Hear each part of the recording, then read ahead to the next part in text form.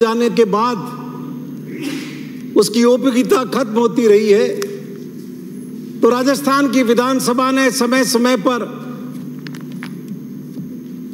उन कानूनों को जो अनुपयोगी हो गए हैं उनको रिपील करने का काम किया।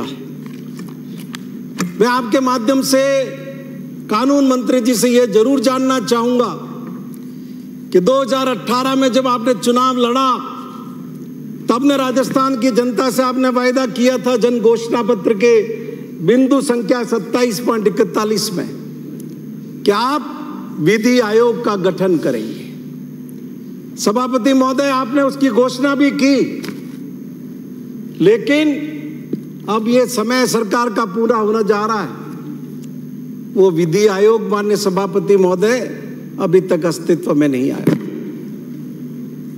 मैं आपके माध्यम से निवेदन करूंगा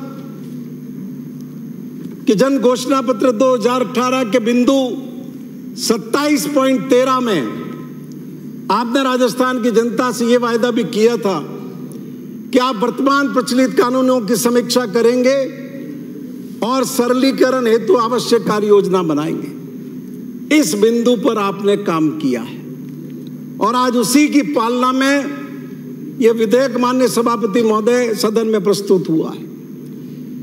25 फरवरी 2021 को आपने विधि विभाग की कमेटी का गठन किया, जिसमें विशिष्ट शासन सचिव को, जो लॉ डिपार्टमेंट के हैं, उनको अध्यक्ष बनाया, डिप्टी सेक्रेटरी को और एक रिटायर्ड डिप्टी सेक्रेटरी को आपने मेंबर बनाया।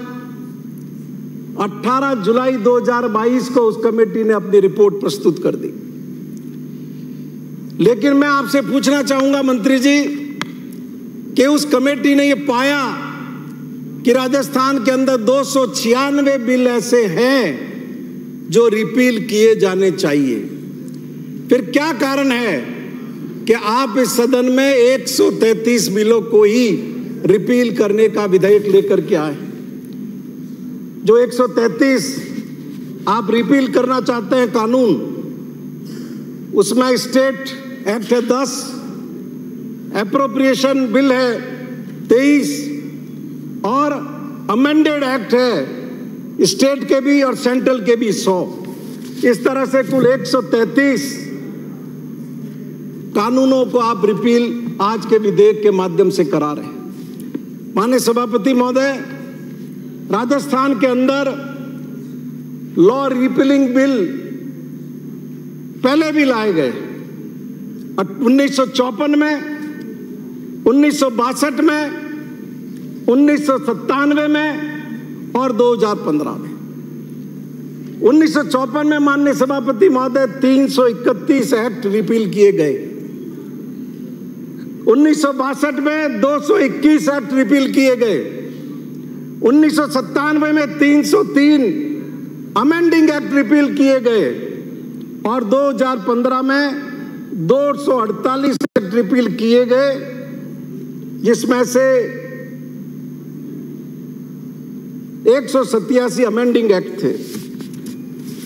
माननीय सभापति महोदय, जिस कमेटी का मैंने जिक्र किया, जिसने 2022 में 18 जुलाई को रिपोर्ट प्रस्तुत की है, उस कमेटी की रिपोर्ट बड़ी मजेदार है। और माननीय सभापति महोदय, हमारे प्रशासनिक तंत्र की कानूनी पृष्ठभूमि की पोल खोल देने के लिए उससे बड़ा कोई डॉक्यूमेंट हमारे पास नहीं हो सकता। इस समिति का क्या अनुभव रहा माननीय सभापति महोदय?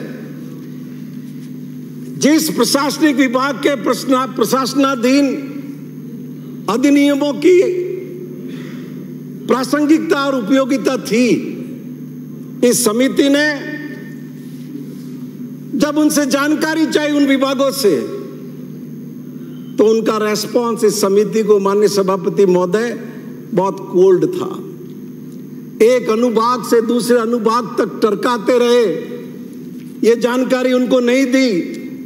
और इस समिति ने जो बैठकें बुलाई, कई बार इन विभागों ने अपने ऐसे प्रतिनिधियों को इन समिति में भेज दिया जिनकी कोई उपयोगिता नहीं थी, जैसे industry, PWD, agriculture, in department ने इस लॉ की मीटिंग में किन लोगों को भेजा माननीय सभापति महोदय?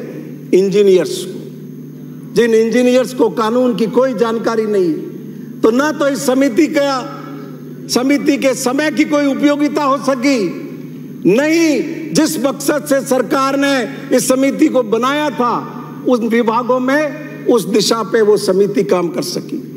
माननीय सभापति महोदय, हमारे विभागों के अंदर न तो कोई कानून के रखरखाव की व्यवस्था है, न कोई समीक्षा का तौर तरीका है, सिस्टम है, तंत्र है, न कोई प्रासंगिकता की जांच करने वाला है, और नहीं ये सारे कानून उस एक प्रशासनिक विभाग के जिसके अंदर प्रशासनाधीन ये कानून है एक स्थान पर जिसके संचालित होते हैं। माननीय सभापति महोदय, मैं आपके माध्यम से निवेदन करूंगा कि सरकार के द्वारा बनाई हुई इस कमेटी की ये फाइंडिंग है कि प्रशासनिक विभाग जिसका वो कानून है उसके लिए, उस विभाग के लिए कितने कानून अधिनियमित किए गए हैं, कितने कानून संशोधित किए गए हैं, कितने कानून अप्रासंगिक हो गए हैं, कितने कुल एक्ट उनके हैं,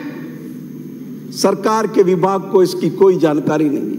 माननीय सभापति महोदय, यहां तक कि सेंट्रल एक्ट को अडॉप्ट करते हुए जो रूल्स बना दिए और उसके बाद में स्टेट एक्ट की जो समीक्षा करने की जरूरत है, जो प्रासंगिक हो चुका है, वो भी कभी प्रशासनिक विभाग ने माननीय सभापति महोदय करने की चेष्टा नहीं की।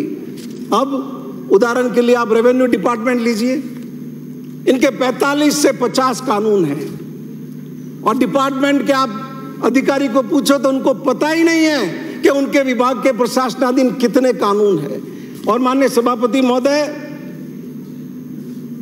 जो क्योंकि हम जो नोटिफाई करते हैं राजपत्र में, अधिसूचना जो जारी करते हैं, उसमें प्रशासनिक विभाग का नाम नहीं लिखा हुआ होता।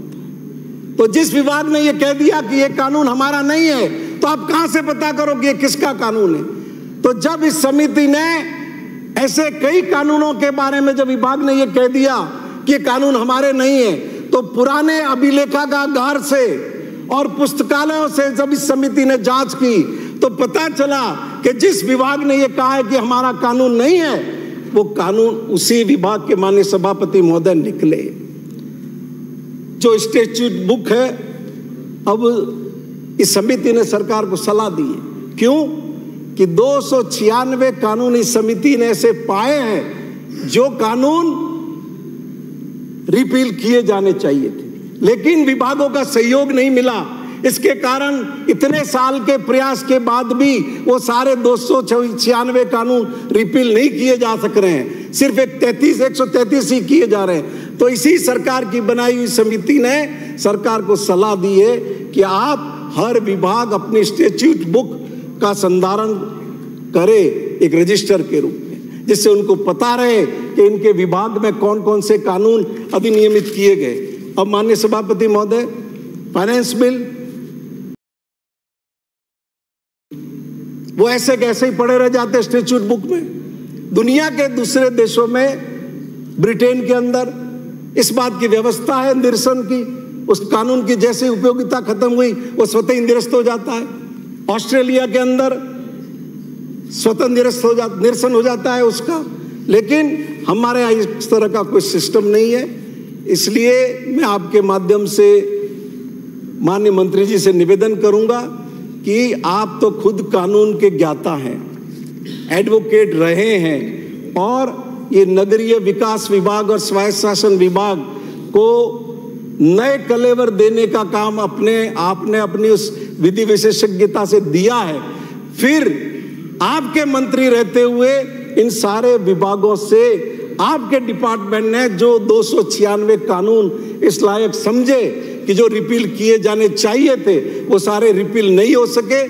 कौन कौन विभाग का अधिकारी इस मामले में दोषी है, किन किन विभागों के कानून जो अवांछनीय हो चुके हैं, गैर जरूरी हो चुके हैं, लेकिन उनके सहयोग के कारण सरकार इस नतीजे पर नहीं पहुंच सकी कि उनको रिपील किए जाए, उनके खिलाफ आप कार्रवाई सुनिश्चित कीजिए और मैं अपना जनमत जानने का प्रस्ताव माननीय सभापति महोदय वापस लेता हूं। श्री अविनाश,